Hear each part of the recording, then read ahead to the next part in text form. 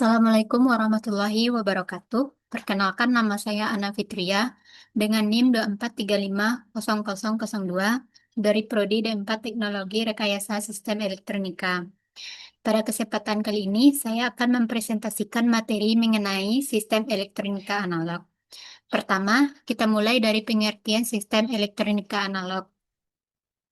Sistem elektronika analog adalah sistem yang memproses sinyal-sinyal kontinu, sinyal analog berbentuk gelombang listrik yang mempresentasikan informasi seperti suara, cahaya, maupun suhu. Sistem ini bekerja dengan sinyal yang nilainya dapat berubah secara terus-menerus dan halus.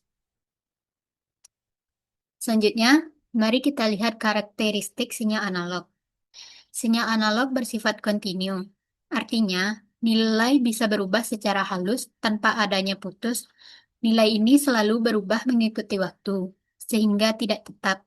Biasanya sinyal analog dipresentasikan dalam bentuk tegangan atau arus listrik. Selanjutnya kita masuk pada pembahasan komponen pasif pada sistem elektronika analog. Komponen pasif adalah komponen yang tidak memerlukan sumber daya listrik untuk beroperasi dan tidak bisa memperkuat sinyal. Peran utamanya biasanya untuk mengatur arus, tegangan, atau menyimpan energi. Contoh dari komponen pasif pada sistem elektronika analog adalah: pertama, resistor. Resistor adalah komponen elektronika pasif yang berfungsi untuk menghambat aliran arus listrik dalam sebuah rangkaian. Komponen ini terbuat dari bahan yang memiliki resistivitas tertentu, seperti karbon, logam filem, ataupun kawat sensitif. Satuan resistor adalah ohm. Fungsi dari resistor adalah membatasi arus agar tidak merusak komponen, menurunkan tegangan pada rangkaian tertentu, dan menjadi bagian dari pembagi tegangan. Selanjutnya adalah kapasitor. Kapasitor adalah komponen yang berfungsi untuk menyimpan muatan listrik secara sementara dalam bentuk medan listrik. Kapasitor tersusun atas dua pelat konduktor yang dipisahkan oleh bahan isolator seperti keramik, kertas, mika, atau elektrolit. Satuan dari kapasitor adalah farad. Fungsi kapasitor adalah untuk menyimpan energi listrik secara sementara untuk kemudian dilepaskan kembali saat dibutuhkan. Menyaring sinyal AC dan DC. Selanjutnya, fungsinya adalah kopling dan bypass sinyal atau memisahkan sinyal AC dengan DC dalam rangkaian amplifier. Pembentuk rangkaian resonansi bila digabung dengan induktor, seperti pada radio. Sebagai delay atau timer bila digabung dengan resistor. Selanjutnya adalah induktor. Induktor adalah komponen yang berupa gulungan kawat penghantar, biasanya tembaga, yang dililit pada inti ferromagnetik atau tanpa inti. Induktor berfungsi untuk menyimpan energi dalam bentuk medan magnet ketika dialiri arus listrik. Satuan induktor adalah Henry. Fungsi induktor adalah yang pertama, menyimpan energi magnet saat arus mengalir. Kedua, menyaring sinyal atau menahan sinyal AC frekuensi tinggi dan meloloskan DC. Ketiga, digunakan pada transformator untuk memindahkan energi antar lilitan. Keempat, menstabilkan arus karena induktor cenderung menahan perubahan arus. Dan terakhir, pembentuk rangkaian resonansi bila dipasang dengan kapasitor. Selanjutnya adalah transformator. Transformator adalah komponen yang digunakan untuk menaikkan atau menurunkan tegangan AC tanpa mengubah frekuensi. Transformator bekerja berdasarkan prinsip elektromagnetik, yaitu perubahan fluks magnet pada lilitan primer yang menimbulkan tegangan pada lilitan sekunder. Fungsi dari transformator adalah menaikkan atau menurunkan tegangan AC sesuai dengan kebutuhan. Kedua, isolasi listrik antara dua rangkaian. Ketiga, distribusi tenaga listrik dari pembangkit ke konsumen agar efisiensi tinggi. Dan terakhir, penyesuaian impedansi pada sistem komunikasi atau audio. Selanjutnya, komponen aktif adalah komponen elektronika yang memerlukan sumber daya listrik eksternal untuk beroperasi dan memiliki kemampuan untuk menguatkan atau mengendalikan aliran arus listrik dalam rangkaian. Komponen ini dapat menghasilkan daya dan mengubah sinyal input menjadi sinyal output yang lebih besar atau berbeda. Contoh dari komponen aktif adalah yang pertama, transistor. Transistor adalah komponen yang terbuat dari bahan semikonduktor. Transistor berfungsi sebagai penguat saklar elektronik serta pengendali sinyal dan arus listrik. Jenis-jenis transistor adalah transistor BJT atau bipolar junction transistor. Jenis dari transistor BJT ini adalah jenis NPN dan PNP. Selanjutnya adalah transistor FET atau Field Effect Transistor. Jenisnya adalah JFET dan MOSFET.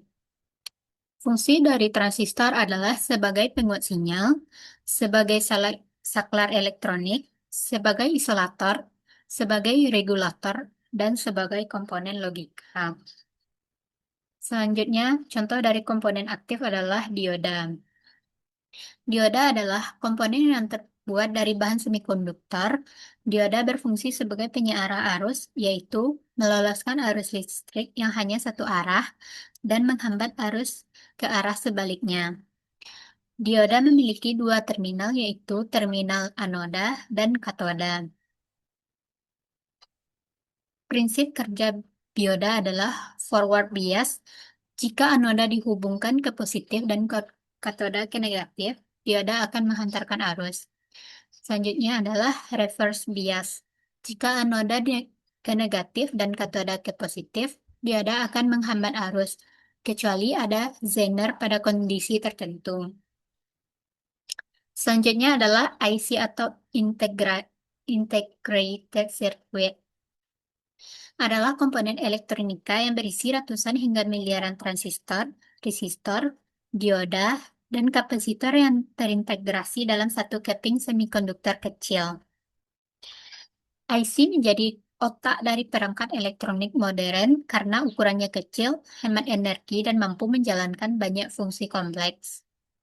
Selanjutnya adalah tabung vakum atau vacuum tube.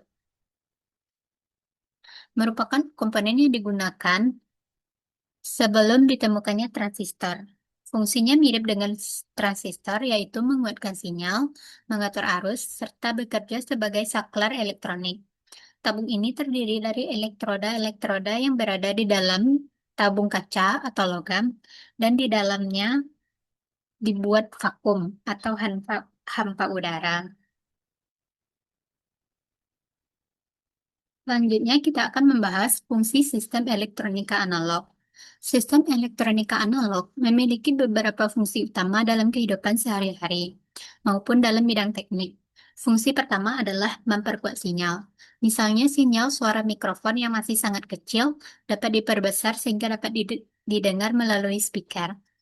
Kedua adalah mengubah sinyal, yang biasanya dilakukan dengan proses seperti filtering untuk menyaring frekuensi tertentu atau modulasi untuk menggabungkan sinyal agar bisa dikirim melalui komunikasi.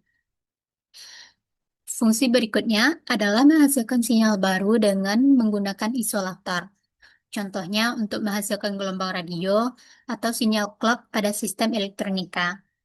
Terakhir, sistem elektronika analog juga berperan dalam mengontrol perangkat lain, seperti sensor yang mendeteksi suhu atau cahaya, serta aktuator yang menjalankan perintah seperti menyalakan motor atau lampu. Selanjutnya adalah noise dan distorsi pada sistem analog. Pada sistem elektronika analog, terdapat dua masalah utama yang sering muncul, yaitu noise dan distorsi. Noise adalah gangguan sinyal yang tidak diinginkan, yang biasanya muncul dari faktor internal maupun komponen di lingkungan sekitar. Contoh jenis noise antara lain adalah thermal noise atau noise thermal, yang biasanya disebabkan oleh gerakan acak elektron akibat suhu.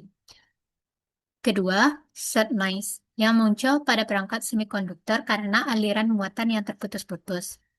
Ketiga, flicker noise atau 1/F noise yang dominan pada frekuensi rendah, serta burst noise yang muncul secara tiba-tiba dalam bentuk lonjakan sinyal. Sementara itu, distorsi adalah perubahan bentuk sinyal asli yang terjadi akibat non-linearitas komponen dalam rangkaian.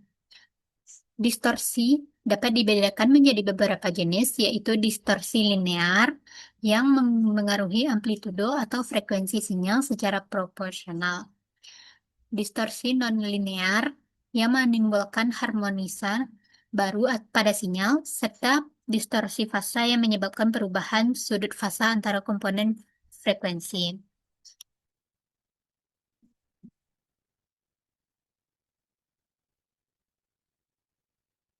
Selanjutnya adalah kelebihan dan kekurangan sistem analog. Sistem analog memiliki sejumlah kelebihan yang membuatnya tetap digunakan hingga saat ini. Salah satu kelebihannya adalah memiliki responnya waktu nyata atau real time, sehingga sinyal dapat diproses langsung tanpa jeda. Selain itu, sistem analog bekerja dengan sinyal kontinu, sehingga lebih natural, terutama untuk aplikasi yang berhubungan dengan suara, gambar, maupun sensor dari lingkungan sekitar. Namun, sistem analog juga memiliki kekurangan. Salah satunya adalah sangat rentan terhadap noise dan gangguan, sehingga kualitas sinyal bisa menurun seiring jarak atau waktu. Kekurangan lainnya adalah sulit digunakan untuk penyimpanan maupun pemrosesan yang kompleks, karena membutuhkan perangkat tambahan yang rumit. Terakhir, sistem analog memiliki keterbatasan presisi, sehingga akurasi nilai pengukuran atau pemrosesan sinyal tidak sebaik sistem digital. Sistem elektronika analog memiliki banyak aplikasi yang sangat penting hingga saat ini. Salah satu contohnya adalah audio dan penguat suara. Sinyal suara dari mikrofon atau instrumen musik diolah menggunakan penguat analog sehingga dapat didengar dengan jelas melalui speaker. Selain itu, sistem analog juga digunakan dalam radio dan komunikasi, di mana proses modulasi dan demodulasi sinyal berlangsung secara analog untuk mengirim dan menerima informasi melalui gelombang radio. Pada bidang pengukuran sensor analog, sistem ini digunakan untuk membaca besaran fasis seperti suhu, cahaya, tekanan, atau kelembaban yang biasanya dihasilkan dalam bentuk sinyal kontinu. Terakhir, aplikasi sistem analog juga dapat pada kendali motor dan aktuator. Misalnya, dalam mengatur kecepatan motor listrik atau menggerakkan perangkat mekanik berdasarkan sinyal dari sensor. Berdasarkan penjelasan tadi, dapat diambil kesimpulan bahwa sistem elektronika analog memproses sinyal yang bersifat kontinu dan mempresentasikan fenomena fisik secara alami. Komponen dasar seperti resistor, kapasitor, induktor, transistor, dan op-amp op-ampere sangat penting dalam membangun rangkaian analog yang berfungsi dengan baik.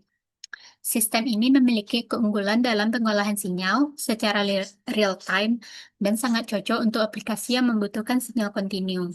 Namun, sistem analog juga rentan terhadap gangguan noise dan distorsi yang dapat menurunkan kualitas sinyal.